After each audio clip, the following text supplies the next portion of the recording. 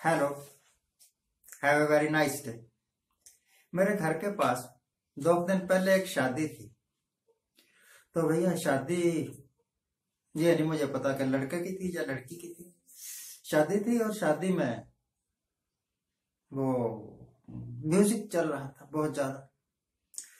DJ DJ DJ का music चल रहा था और कुछ लोग नाच रहे थे। और नाचने के लिए म्यूजिक जरूरी है ना, इस करके अचानक बिजली चली गई। बिजली गई तो उनका डांस भी रुक गया क्योंकि म्यूजिक रुक चुका था। मुझे याद आया बहुत वर्ष पहले, शायद 2 शताब्दी पहले, पाक घुंघरू बांध मीरा नाची रे। जब मीरा नाची थी, जब कृष्ण की गोपियां नाची होंगी, मैंने देखा नहीं, वैसे सुना है कि जब कृष्ण बंसरी बजाया करता था तो गोपियां नाचा करते थे।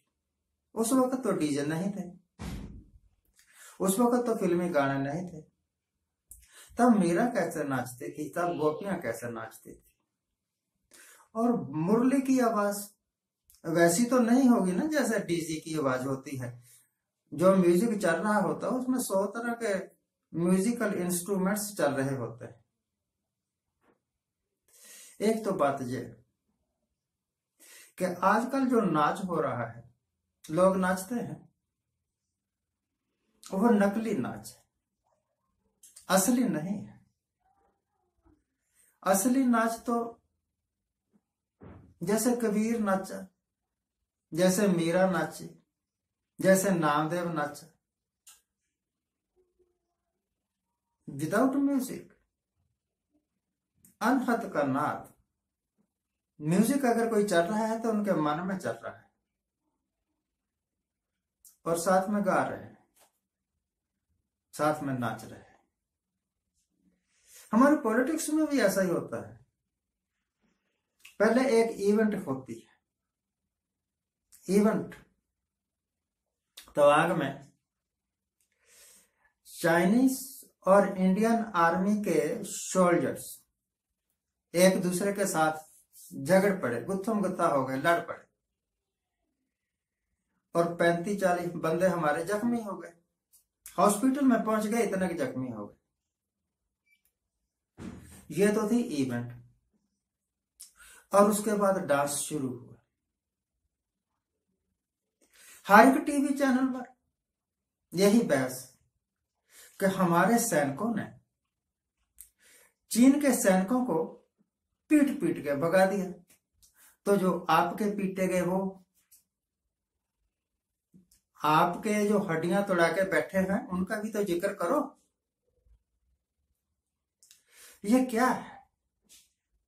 फौज को भेजते हो बॉर्डर पर, बॉर्डर की रक्षा करने के लिए, और उनके पास कोई हथियार नहीं। क्यों गुल्ली डंडा खेलने गए हो?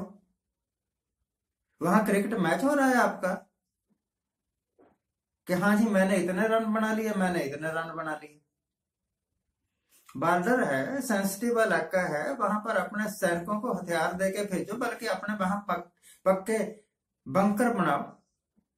चाइना हमारे देश के तवांग एरिया हमारे देश का एरिया है और उसके अंदर कई किलोमीटर घुसा है और दे धड़ाधड़ हमारे सैनिकों को पीट रहा है। और उसके अगले दिन या उससे अगले के अगले दिन खबरें देनी शुरू कर दी। इवेंट के बाद मैंने कहा ना, डांस, कि हमारी जो सेना है ना, हवाई फौज, वो तवांग बॉर्डर के पास, तवांग का कोई बॉर्डर नहीं है, बॉर्डर उससे बहुत दूर है, प्रैक्टिस कर रही है युद्ध की। इसमें सुखोई विमान हिस्सा ले रहे हैं, इसमें रफाल विमान हिस्सा ले रहे हैं। तो जब वो आपके बॉर्डर में घुसकर, आपके इलाके में आकर आपके सैनिकों के साथ हाथापाई हो रही थी, तब आपके सुखोई विमान क्या कर रहे थे, रफाल विमान क्या कर रहे थे, आपकी तोपें क्या कर रही थी, आपकी मिसाइल्स क्या कर रही थी। खबर देते हैं अग्नि मिसाइल का परीक्षण किया है,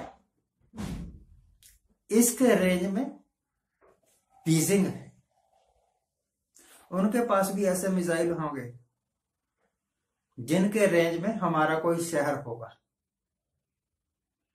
एक तरफ तो ये ड्रामेबाजी है, मुझे नहीं पता हकीकत में क्या हुआ क्या नहीं हुआ, पर इनके बयानों के आधार पर ये एक तो ये ड्रामेबाजी है, और दूसरी तरफ चाइनीज प्राइम मिनिस्टर, प्रीमियर बोलते हैं, के साथ झूले झूलना, उनसे इतने इतने बड़े फंड लेना, उनको हिंदुस्तान का सारा व्यापार दे देना। आपको पता खरबों रुपए का व्यापार होता है चाइना के साथ, और हमारा इंपोर्ट ज्यादा है, इंपोर्ट नीली है, बहुत कम है, यानी कि नीली तो नहीं है, बहुत कम। तो किसको बेवकूफ बना रहे हैं ये लोग? एक तरफ बयान दिलवा देते हैं ऑर्डर की प्रतीक्षा है, जैसे ही ऑर्डर होगा पियोगे हमारा। हाँ, मिल्क केक का पीस है ना, उठाओगे और मुंह में रख लोगे। जिनके पास इस वक्त पीओके का कब्जा है वो कौन से हाथों में चूड़ियां पहन के बैठे हुए होंगे, उन्होंने भी आपके स्वागत का बहुत प्रबंध कर रखा होगा। हमारी अग्नि मिसाइल बीजिंग का निशाना लेगी, तो उनकी मिसाइल किस किस शहर का निशाना लेगी ये सोचा? ऐसी खबरें देके, टीवी पर ऐसे प्रोग्राम चला के, और किसी को नहीं, ये अपने आप को बेवकूफ बना रहे हैं। दुश्मन को कभी भी कम नहीं आंकना चाहिए, दुश्मन की तैयारी कभी भी कम नहीं होती हो भी तो हमें नहीं समझना चाहिए कि उनकी तैयारी कम है। और वो दुश्मन जो पहले कई बार धोखा दे चुका है, उसके साथ गलबाइयां हो रहे हैं, उनको अपना सबसे प्रिय मित्र समझ रहे हैं, तो फिर तो देश हो गया सुरक्षित, फिर तो देश के ऊपर कोई आंच आने वाली नहीं है, क्योंकि दुश्मन को ही अपनी गोदी में बैठा लिया। अब रक्षा कौन करे? तो ये तो है देश का हाल। और हमारे यहां हाल क्या है? हिंदुस्तान में क्या हाल है?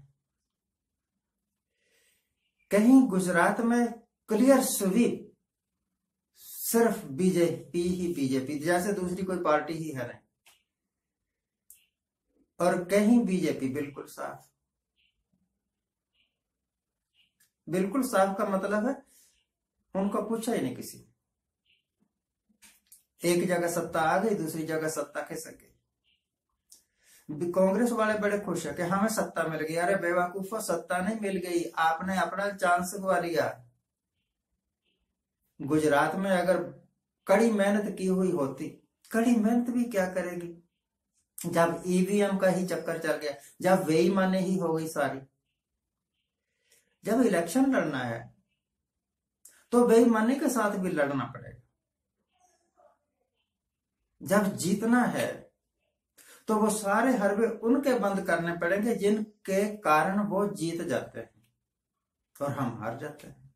हम का मतलब कांग्रेस नहीं, मैं नहीं, कांग्रेस का मतलब ओपोजिशन पार्टी का कोई भी हो सकता।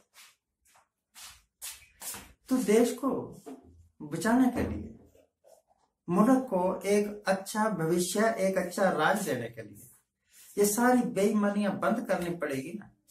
ये खाम खा का म्यूजिक बंद करना पड़ेगा ना, इवेंट्स बंद करनी पड़ेगी, असलियत पर उतरना पड़ेगा, तब होगा। आज के लिए इतना ही। आज जिनका जन्मदिन है उनको हैप्पी बर्थडे। आज जिनकी मैरिज एनिवर्सरी है उनको बहुत बहुत शुभकामनाएं। सदा सुखी रहिए, आनंद पर शांति।